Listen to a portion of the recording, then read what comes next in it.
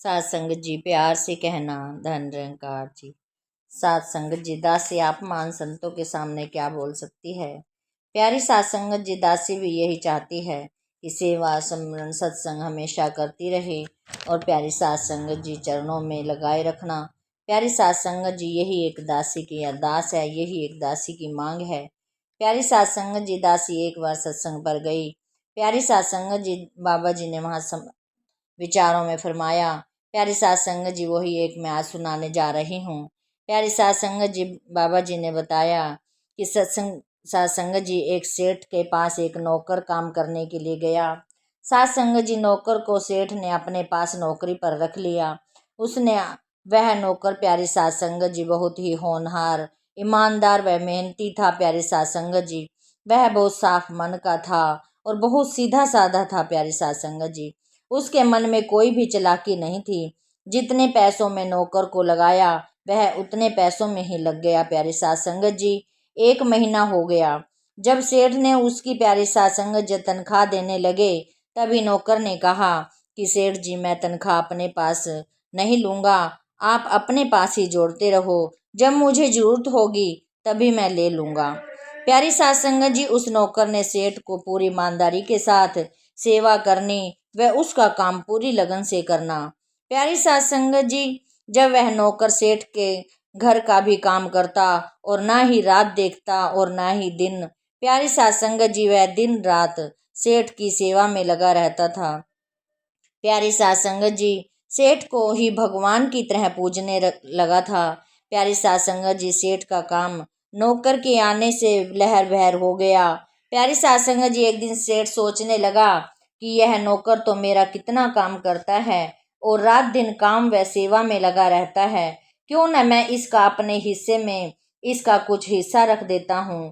प्यारी सात संगत जी सेठ ने नौकर को बुलाया और कहा कि आज के बाद तेरे इस काम में 2% का हिस्सा है। नौकर ने कहा सेठ जी जैसे आपको अच्छा लगे वैसा ही कर लेना।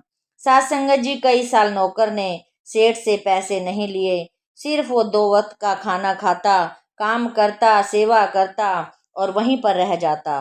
कुछ साल बीतने के बाद प्यारी सात संगत जी सेठ ने सोचा देखूं तो सही नौकर के कितने पैसे जुड़ गए हैं। सेठ ने जब हिसाब लगाया तो प्यारी सात संगत जी सेठ हैरान हो गया, इतने पैसे बन गए हैं। तभी प्यारी सात संगत जी सेठ को लालच आ गया कि नौकर को इतने पैसे देने की बजाय कोई और हल निकालना होगा। तभी वह सोचने लगा। प्यारी सात संगत जी कुछ दिनों बाद नौकर की तबीयत खराब हो गई और सेठ ने डॉक्टर को बुलाया और डॉक्टर को प्यारी सात संगत जी 1000 रुपये दिए और कहा कि आप इसको जहर का इंजेक्शन लगा दो। उस समय सात संगत जी 1000 रुपये की बहुत की कीमत थी और डॉक्टर प्यारी सात संगत जी लालच में आ गया और वो डोल गया और उसने नौकर को जहर का इंजेक्शन लगा दिया। नौकर मर गया। प्यारी सात संगत जी उस सेठ की औलाद नहीं थी और प्यारी सात संगत जी बहुत समय हो गया था उसके घर कोई औलाद भी नहीं थी। तो प्यारी सात संगत जी कुछ समय बाद ही सेठ के घर एक पुत्र ने जन्म लिया। सेठ सोचने लगा कि लोग तो यूं ही कहते रहते हैं कि बुरा करने वालों का कभी भला नहीं होता। मैंने तो कुछ समय पहले नौकर की जान ली थी, मैंने तो उससे पैसे सारे अपने पास बचाए हैं। प्यारी सात संगत जी फिर मेरा क्या हुआ, मेरे पास तो बल्कि भगवान ने लड़का दे दिया। प्यारी सात संगत जी लड़का जवान हो गया और सेठ ने अपने बेटे की शादी कर दी। प्यारी सात संगत जी जिस दिन शादी करके आया तो उसके बेटे के पेट में बहुत तेज दर्द हो गया। प्यारी सात संगत जी सेठ ने बहुत जगह जगह उसका इलाज कराया, हर डॉक्टर को पास गया, बड़े से बड़े डॉक्टर के पास गया, लेकिन प्यारी सात संगत जी उसके पेट का दर्द ठीक नहीं हुआ। प्यारी सात संगत जी अब तो सारा पैसा ही सेठ का उसके बेटे पर लग चुका था। प्यारी सात संगत जी फिर एक दिन सेठ अपने बेटे के सिराने के पास बैठे बैठे देख रहा था, दुखी हो रहा था। तभी उसे वहां से आवाज सुनाई दी, सेठ जी आप कैसे हो। प्यारी सात संगत जी सेठ एकदम चौंक गया और इधर उधर देखने लगा कि ये आवाज तो उसी नौकर की है जिसको मैंने मरवा दिया था। सात संगत जी सेठ ने देखा कि आवाज कहाँ से आ रही है, देखा तो उसके बेटे से ही आवाज आ रही थी। सेठ को कुछ नहीं समझ आया। तभी वो उसका बेटा बोला कि मैं वही नौकर हूँ जिसको आपने जहर देकर मरवाया था। मैं तो आपके पास अपने पैसे लेने के लिए आया हूँ, आपके घर पैदा हुआ हूँ।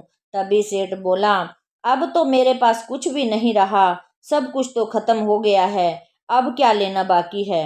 तभी वो बोला, सेठ जी अभी तो मैंने रकम ली है, अभी तो ब्याज लेना भी बाकी है। तभी सेठ बोला, चलो ये तो सब ठीक है, मैंने तो बुरा किया था, लेकिन मुझे बुरा मिल गया। लेकिन मुझे समझ नहीं आया कि जिससे तूने शादी की उसने तेरा क्या बुरा किया है, उसने एक दिन भी सुख प्राप्त नहीं किया। तभी वह बोला कि सेठ जी, क्या आप भूल गए कि जिस जिस डॉक्टर को आपने पैसे के लालच में मुझको इंजेक्शन लगवाया था, वही है ये मेरी पत्नी बनकर जो इस कर्मों का सजा भोगने आई है। प्यारी सास संगत जी, कर्मों का फल तो सबको यहीं भोगना पड़ता है। यदि हम किसी के पास का साथ बुरा करते हैं तो जरूर हमें भोगना पड़ता है। प्यारी सास संगत जी, तभी वहां से एक महात्मा जी ने कहा, बाबा जी चलो, सब ने तो किए अपने बुरे कर्मों का फल ले लिया, लेकिन प्यारी सास संगत जी उस नौकर का क्या कसूर था।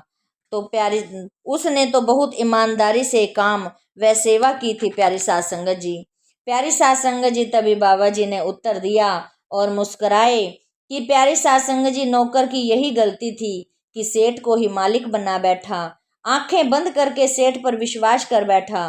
प्यारी सास संगत जी, हमने प्यार विश्वास तो करना है, लेकिन प्यारी सास संगत जी उससे ऊपर सतगुरु को देना है। वही उस सेठ ने भी वही किया कि उसने अपने सेठ को ही सतगुरु बना लिया। प्यारी सास संगत जी, उसने सारा प्यार, अपना सारा जीवन वहीं पे न्यौछावर कर रहा था। प्यारी सास संगत जी, हमें सतगुरु से ही यही प्यार तो सतगुरु ही लेने लायक हैं। प्यारी सास संगत जी, हम सतगुरु के साथ ही अपना प्यार बना के रखें। प्यारी सास किसी के साथ, प्यारी सास संगत जी, सतगुरु धोखा नहीं करते। प्यारी सास संगत जी, वो तो प्यार ही प्यार बांटते हैं। सास संगत जी, बाबा जी तो अच्छे विचार हमें देते हैं, हमें अच्छी शिक्षा देते हैं, हमें किसी का बुरा नहीं करने देते। प्यारी सास संगत जी, हमें इनके चरणों से ही जुड़ना है, हमें इन्हीं के लक्ष्य कदम पर चलना है। बाबा जी यही कहते हैं कि आप सेवा सिमरन सत्संग के साथ जुड़े रहो। और प्यारी सास संगत जी, हमें इन आज बाबा जी के विचार से भी यही शिक्षा मिली है कि हमें किसी का हक नहीं रखना चाहिए, हमें किसी के साथ बुरा नहीं करना चाहिए। प्यारी सास संगत जी, बुरे का तो बुरा ही है। प्यारी सास संगत जी, यदि हम किसी के साथ अच्छा करते हैं तो हमें भी प्यारी सास संगत जी अच्छा ही मिलता है। ऐसे ही प्यारी सास संगत जी, एक दासी को बात याद आ गई कि एक बुजुर्ग होता है प्यारी सास संगत जी, वह बेचारा न चल फिर सकता है, सिर्फ एक बेड पर ही रहता है। प्यारी सास संगत जी, बुजुर्ग की बहू बड़ी उससे परेशान हो जाते हैं। प्यारी सास संगत जी, बेटा भी बहुत ही परेशान हो जाता है। एक दिन प्यारी सास संगत जी, बहू अपने पति को कहती है कि आप इनको उठाकर नदी में बहा दो, मैं तो इनसे बहुत परेशान हो गई हूँ। प्यारी सास संगत जी, बेटा भी कम नहीं था। प्यारी सास संगत जी, वो अपनी पत्नी के कहने पर आकर उसने अपने पिता को उठाया और प्यारी सास संगत जी नदी के किनारे ले गया। प्यारी सास संगत जी, जब वो उनको नदी में डालने लगे तो एकदम उनके पिताजी बोले, बेटा यहाँ मत बहाओ, मुझे थोड़ा पीछे करके बहाओ। तभी पुत्र ने एकदम हाथ रोक लिया और कहा, पिताजी क्या हुआ, आपको यहाँ पर डर लग रहा है क्या। तो प्यारी सास संगत जी, पिता ने उत्तर दिया, नहीं बेटा, मुझे डर नहीं लग रहा, क्योंकि मैंने भी अपने ही पिता को यहाँ पर बहाया था, इसीलिए मैं आपको कह रहा हूँ कि आप थोड़ा पीछे हट के बहाओ, ताकि जो आने वाले समय में आपका बेटा आपको बहाए तो और पीछे हटाए, ताकि मैं आपकी थोड़ा सा सोच सकूं। प्यारी सास संगत जी, बेटे का मन भर आया और बेटा अपने पिता के चरणों में गिर गया और उनको घर वापस ले आया। प्यारी सास संगत जी, कर्मों का फल तो यहीं भोगना पड़ता है। प्यारी सास संगत जी, जैसे उन्होंने अपने पिता को बहाया, आने वाले समय में उनका बेटा भी तैयार हो गया। प्यारी सास संगत जी, यही बाबा जी फरमाते हैं, अपने माता पिता की सेवा में, सास ससुर की सेवा में लगे रहो। प्यारी सास संगत जी, हमें इनकी सेवा करनी है। प्यारी सास संगत जी, कभी अपने माँ बाप को दुखी नहीं करना, कभी अपने सास ससुर को दुखी नहीं करना, यही प्यारी सास संगत जी बाबा जी हमें सिखाते हैं और हमें भी इनकी चरण धूनि में रहकर अपना जीवन कृतार्थ करना है। सास संगत जी प्यार से कहना, धन निरंकार जी। सास संगत जी दासी को भी आशीर्वाद देते रहना। प्यारी सास संगत जी दासी की इस वीडियो को लाइक करते रहना, शेयर करते रहना, सब्सक्राइब कर देना।